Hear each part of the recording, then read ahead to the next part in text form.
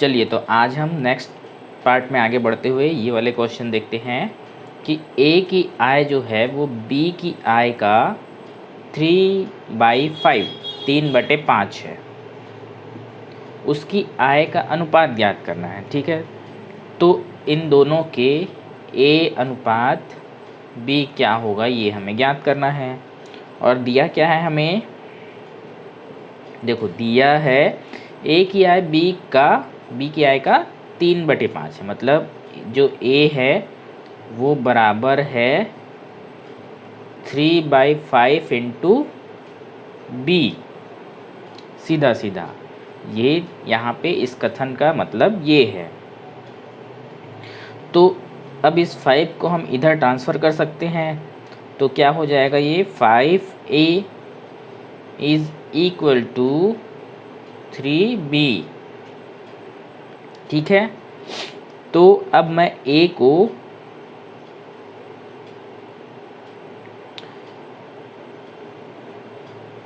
यहीं रहने देते हैं और b को नीचे ले आते हैं।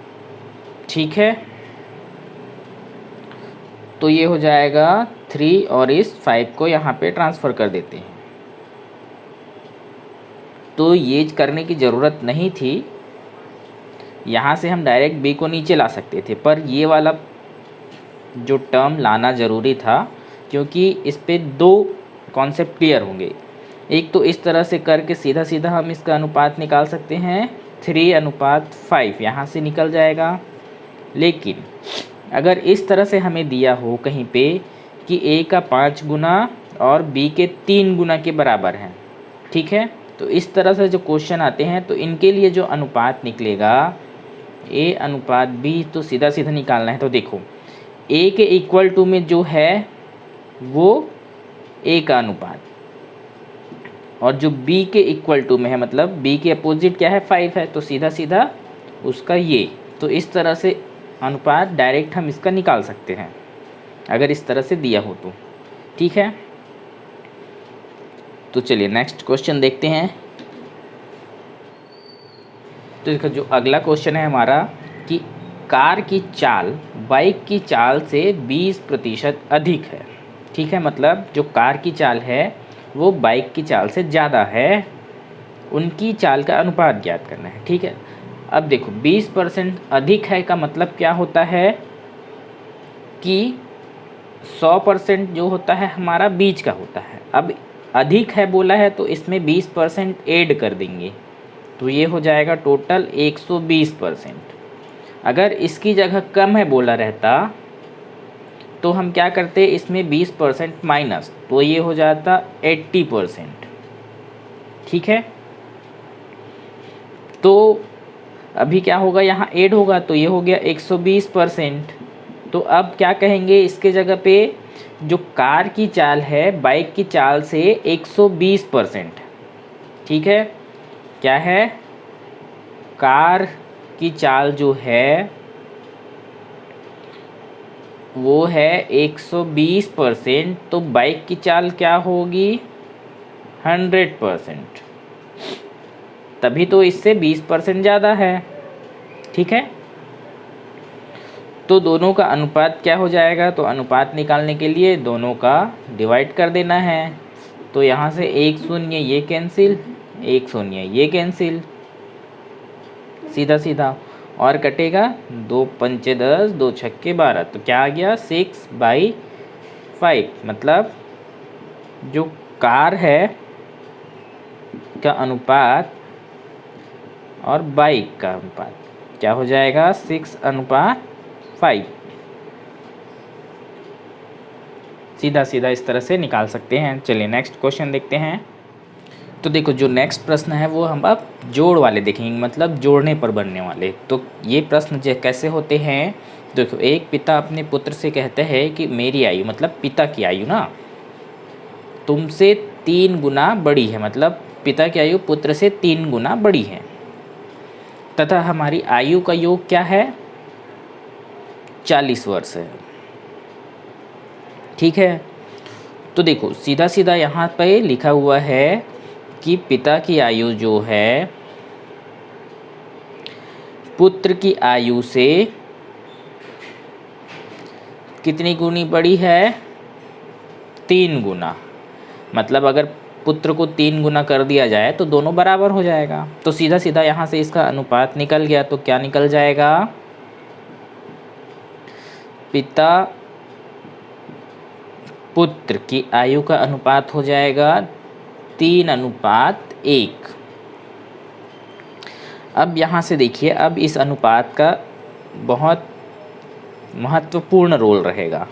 ठीक है, इस अनुपात के ज़रिए ही अब हम पूरे सवाल बहुत सारे, ये बहुत काम का अनुपात होता है। तो जब अनुपात समझ जाओगे तो बहुत सारे प्रश्न एकदम इजीली, अनुपात के नहीं दूसरे परसेंटेज और लाभ हानि ये सब के प्रश्न भी इसी बेस से ही बनते हैं। तो अनुपात समानुपात को समझना बहुत ज़रूरी है। चलो देखो अब क्या कहता है, तथा हमारी आयु का योग 40 वर्ष है। ठीक है, मतलब इन दोनों की आयु को जोड़ दिया जाए तो ये होगा 40 वर्ष। ठीक है, तो हमारे को तो इनकी आयु पता नहीं है पर इनके अनुपात पता है। इसका मतलब, अनुपात का मतलब क्या है? दोनों में कुछ ना कुछ संख्या का मल्टीप्लिकेशन है। 3 में अगर x का मल्टीप्लिकेशन है तो 1 पे x का मल्टीप्लिकेशन ये होता है।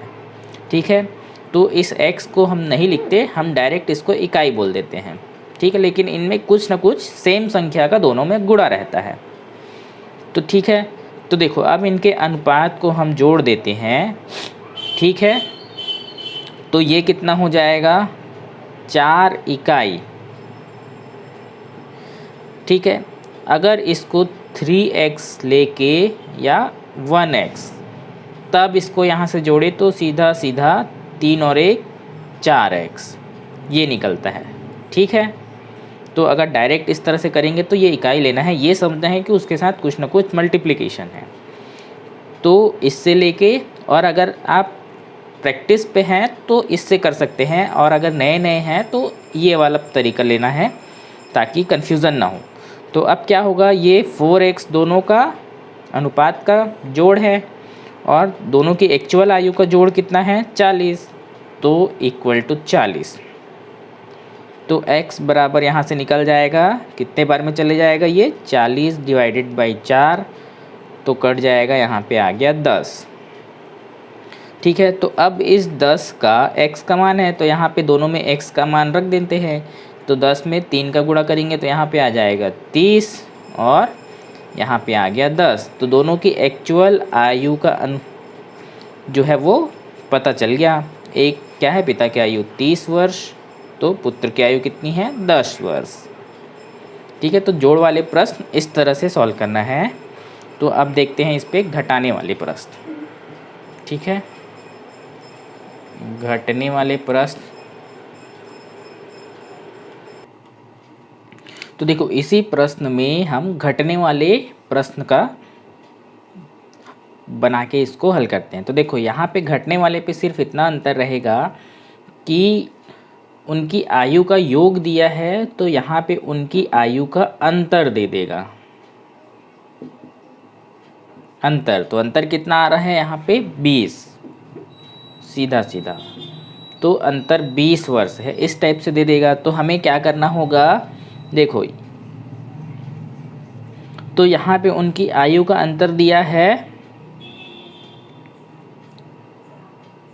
20 वर्ष। ठीक है, तो देखो यहाँ पे ये अनुपात का अंतर कितना होगा, मतलब इस अंतर मतलब घटाओ, पिता की आयु में पुत्र की आयु का घटाओ 20 है, तो इसी तरह से यहाँ पे इस अनुपात में इसको घटाएंगे तो यहाँ पे 2 इकाई आएगा। या तो फिर 3x मान के 1x को घटाएंगे तो यहाँ पे आ जाएगा 2x। तो अब 2x बराबर 20, तो x बराबर 10, तो x बराबर यहाँ से 10 आ गया। तो अब हम यहाँ पे इसकी जगह रख सकते हैं। तो ये कितना आ जाएगा? 30 और 10। तो इस तरह से अगर जोड़ वाले हैं दोनों की आयु का योग और अंतर वाले हैं तो वो ऐसे डायरेक्ट बनाया जा सकता है। ज़्यादा प्रैक्टिस के बाद इस तरह से सिर्फ 2 इकाई मान के उसको डायरेक्ट 2 बराबर इतना तो हाँ इतना इतना ऐसे करके सॉल्व करने का प्रैक्टिस करेंगे तब तक वो आएगा, बिना प्रैक्टिस के वो नहीं आता।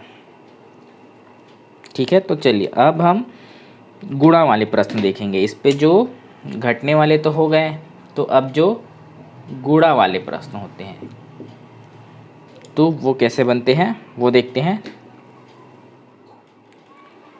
देखिए जो गुणा वाले प्रश्न हैं हमारे तो वो कैसे होते हैं, तो देखो आरती तथा अर्चना की आयु का अनुपात जो है वो 3:2 है। ठीक है, तथा उसकी आयु का गुणनफल जो है 24 है।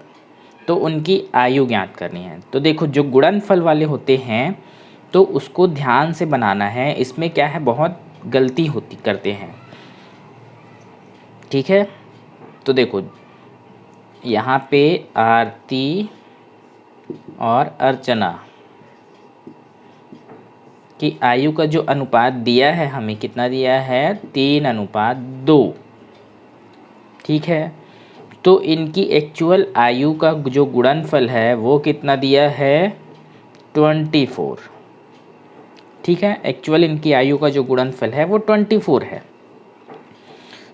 ठीक है, तो देखो कई लोग क्या गलती करेंगे, यहाँ पे सीधा सीधा इसको गुणनफल करेंगे, 3 दूनी 6 और 6 इकाई बराबर बराबर ये 24 लेते हैं। तो फिर 1 इकाई बराबर यहाँ पे हो जाएगा 6 चौक 24। तो ये 4 1 इकाई आ गया, तो 4 तिया यहाँ से गुणा करेंगे तो 12, 4 दूनी 8, इस तरह से बना देंगे। तो ये गलत हो जाता है, ऐसा नहीं होता ना, ये गलत तरीका है। ठीक है, ये गुणा जरूर होता है इन दोनों का, लेकिन यहाँ पे इन दोनों में जो इकाई होती है उसका भी गुणा होता है। तो यहाँ पे इकाई का स्क्वायर होता है। ठीक है, जैसे देखिए इसको मैं 3x और 2x मानूँ, तो इन दोनों का अगर मैं गुणा करूँ तो 3 दूनी 6, तो x का गुणा करें तो x स्क्वायर भी होता है। तो ये इस तरह से आता है।